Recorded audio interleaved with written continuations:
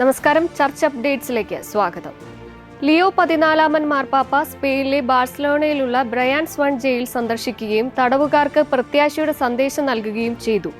ജീവിതത്തിൽ സംഭവിക്കുന്ന തെറ്റുകൾ ഒരിക്കലും ഒരു വ്യക്തിയുടെ യഥാർത്ഥ സ്വത്വത്തെയോ മൂല്യത്തെയോ നിർണ്ണയിക്കുന്നില്ലെന്ന് അവിടെയുണ്ടായിരുന്ന 80ഓളം തടവുകാരോട് അദ്ദേഹം പറഞ്ഞു. വിശുദ്ധ അഗസ്റ്റിന്റെ കൺഫെഷൻസ് എന്ന പുസ്തകത്തെ ഉദ്ധരിച്ചുകൊണ്ട് സംസാരിച്ച പാപ്പ, ദൈവകൃപയിൽ ആശ്രയിക്കുന്നവർക്ക് കഴിഞ്ഞകാല തെറ്റുകൾ ഭാവി ജീവിതത്തിന് തടസ്സമാകില്ലെന്നും ഏത് സാഹചര്യത്തിലും പുതിയൊരു തുടക്കം സാധ്യമാണെന്നും വ്യക്തമാക്കി. ഒരു മാർപ്പാപ്പ സ്പെയിനിലെ ജയിൽ സന്ദർശിക്കുന്നത് ചരിത്രത്തിൽ ആദ്യമായാണ്. തടവുകാരുടെ സാക്ഷ്യപ്പെടുത്തലുകൾ ശ്രവിച്ച പാപ്പ അവർക്ക് ആശ്വാസവും അനുഗ്രഹവും പകർന്നു നൽകിയാണ് മടങ്ങിയത്. ഫുട്ബോൾ ലോകകപ്പ് ആരംഭിക്കാനിരിക്കെ സ്പെയിൻ സന്ദർശനത്തിനിടെ ലിയോ 14 മാർപ്പാപ്പ കായിക രംഗത്തെ ഒത്തൊരുമയുടെ പ്രാധാന്യത്തെക്കുറിച്ച് മനോഹരമായ ആത്മീയ ചിന്തകൾ പങ്കുവച്ചു.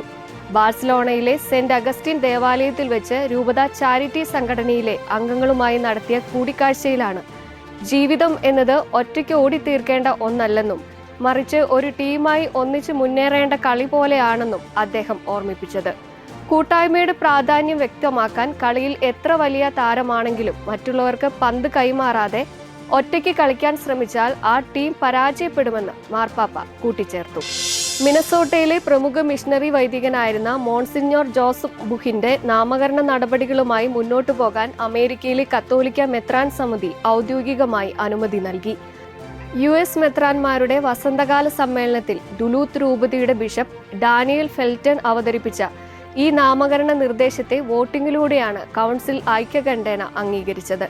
19-ാം നൂറ്റാണ്ടിൽ അമേരിക്കയിലേക്ക് കുടിയേറിയ അദ്ദേഹം മിനസോട്ടയിലെ തദ്ദേശീയരായ റെഡ് ഇന്ത്യൻ വംശജർക്കും യൂറോപ്യൻ കുടിയേറ്റക്കാർക്കുമിടയിൽ നടത്തിയ കാരുണ്യ പ്രവർത്തനങ്ങളിലൂടെയും സുവിശേഷ പ്രഘോഷണത്തിലൂടെയും വലിയ സ്വാധീനം ചെലുത്തിയ വ്യക്തിയാണ്. 50-ലധികം ഇടവകകൾ സ്ഥാപിച്ച് ഡുലൂത്ത് രൂപതയുടെ പാത്രിയാർക്കീസ് എന്നറിയപ്പെട്ട അദ്ദേഹം 1922-ലാണ് അന്തരിച്ചത്.